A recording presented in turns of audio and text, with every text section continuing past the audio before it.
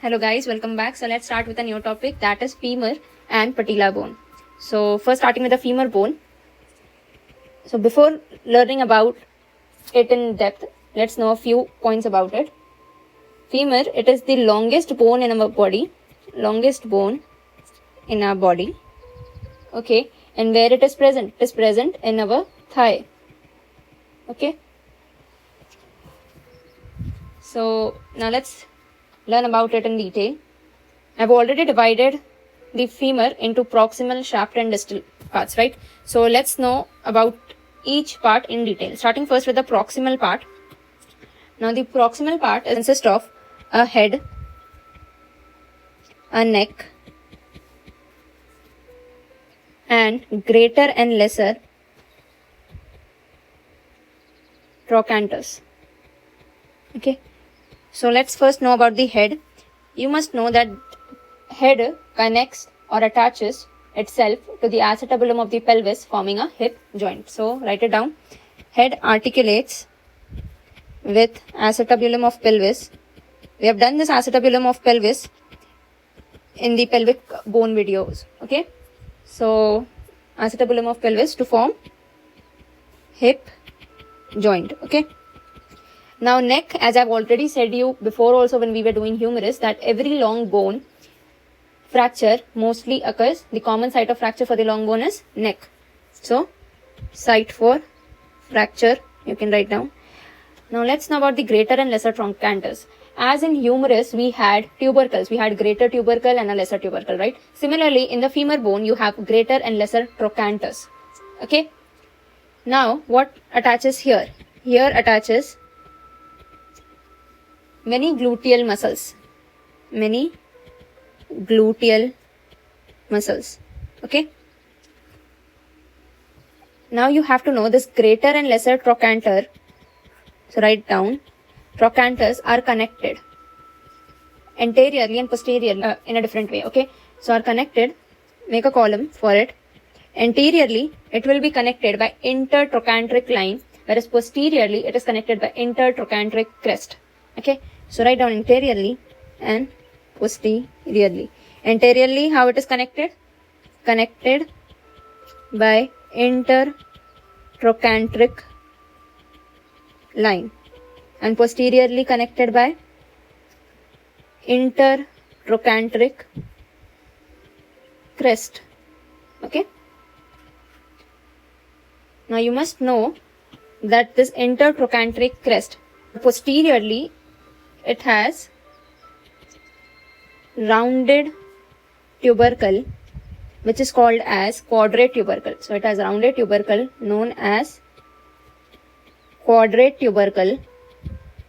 What attaches over here? Again a muscle attaches. The name of the muscle is quadratus femoris. What it is? Quadratus femoris muscle. Okay. Muscle attaches. Remember this. Okay. So this was all about the proximal part of the femur. Now for the shaft, let's know about it. On the posterior surface, for the shaft, just remember that on the posterior surface, there is a line which is called as linea aspera. What it is known as? Linea aspera. Now what does it mean in Latin?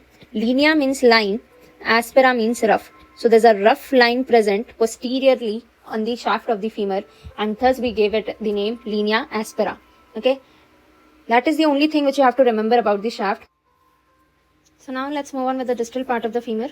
It's important, so do pay attention. The distal part of the femur, similarly like humerus, consists of epicondyles. Okay, a medial epicondyle and a lateral epicondyle. So write down it contains medial and lateral epicondyles. And these epicondyles articulates with the tibia and patella together to form the knee joint. So write down these articulates with tibia and patella to form a knee joint. Okay. If we look at the femur bone from the posterior side, and if we look at the distal part of it, then we can see that between these two epicondyles there is intercondylar fossa present. So write down on the posterior side of femur, distally between two epicondyles, what is present? Intercondylar fossa. Intercondylar fossa is present.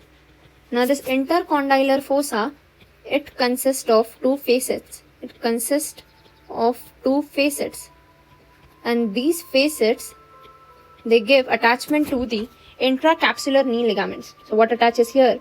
Intracapsular knee ligaments will attach here. Okay. So these two facets, let's name them. So this intracapsular knee ligament which attaches over here is called as cruciate ligament. What it is? Cruciate ligament. Now this cruciate ligament is of two types. One is anterior cruciate ligament and one is posterior cruciate ligament. Okay.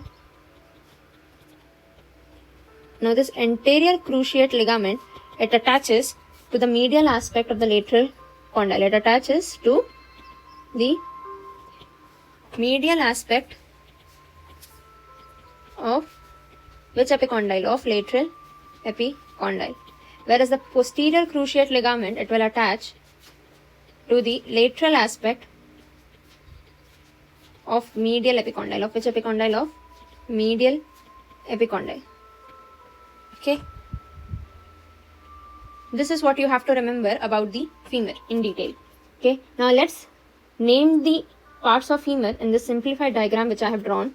You should also draw this diagram. Okay. So starting first with the head of the femur.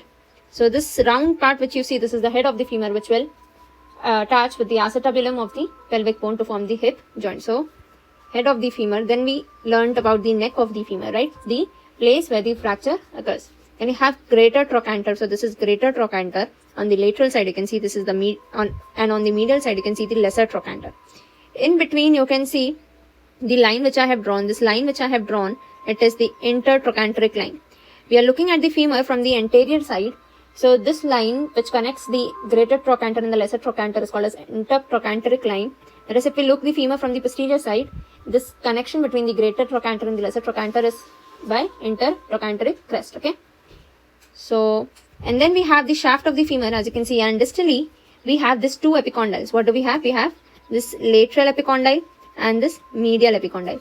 And in between, can you see the shadow part which I have made? It is the patellofemoral groove. What it is? The patellofemoral groove.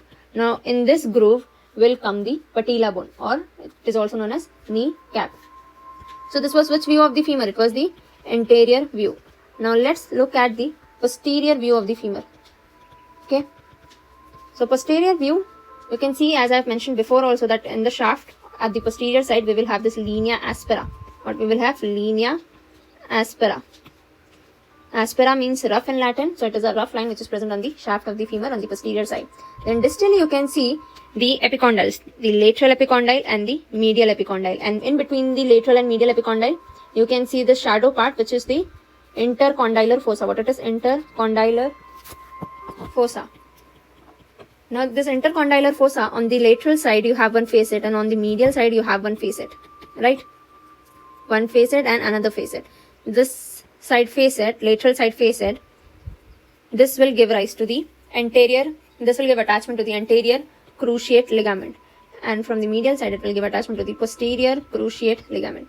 Okay, you can see in this diagram clearly. Okay, now let's name the structures in the real femur bone. You don't have to draw this, draw the simplified version which I have drawn. So as you can see, this is the head of the femur, the neck of the femur, the greater trochanter, the lesser trochanter. Here you cannot see the line in this picture, but there's a line present which connects this trochanter known as intertrochanteric line, because this is the anterior view. Then distally you can see this patella bone or the knee cap. Behind this you will have the patellofemoral groove. On the lateral side you have lateral epicondyle, you have medial epicondyle on the medial side. Okay, so this is also the anterior view of the femur bone. Let's look at the cruciate ligament. So this is the lateral epicondyle of the femur. This is the medial epicondyle of the femur. You can see this From the lateral side coming which one? Anterior cruciate ligament. And from the medial side coming which one? Posterior cruciate ligament. Okay, so this is how it looks like. Okay, so don't worry about the pictures, draw the simplified version, write down the summary, and that's all for the femur bone. So patella bone, write down the patella bone. It is known as kneecap. What it is known as? Kneecap. Okay, it is located, write the location of it, located in front of knee joint within the patellofemoral groove. Okay, now this patella, it is a sesamoid bone. What it is? It is a sesamoid bone. When we were doing carpals of our hand, I told you this sesamoid bone. We have already done one sesamoid bone, which was your pisiform carpal bone. Okay, now what was sesamoid bone? The sesamoid bones are the bones which comes from tendon. Okay, so tendon will ossify into a bone. So for the pisiform carpal bone, it was a sesamoid bone from which tendon? From flexor carpi ulnaris tendon. Here patella is a sesamoid bone from tendon of quadriceps femoris. Okay, which tendon? Quadriceps femoris tendon. Okay, that much you have to remember. And patella is having an apex and a base. Okay, so let's look at it now. So apex is present on the inferior side and base is present on the superior side. This is the anterior view. Which view? Anterior view of patella. Okay, so on the base side, or you can say on the superior side, here what will attach? Here attaches tendon of quadriceps femoris. Okay, on the apex side, this apex side attaches to tibial tuberosity. It will attach to tibial tuberosity by the ligament, by the patellar ligament, right? By the patellar ligament. Okay, from the posterior side, so this view which you are looking, this is the posterior side. Okay, and you have here facets. Posterior side has facets for attachment with the femur bone. So you have this green color which I have drawn, a lateral facet, and this is the medial facet. Now this facet attaches with the, write down. So this facet attaches with epicondyles, with respective epicondyles. Respective epicondyles means what? That lateral facet will attach with the lateral epicondyle, medial facet will attach with the medial epicondyle. Okay, so that's it about the patella bone. I hope everything is clear about the femur and about the patella. So thank you.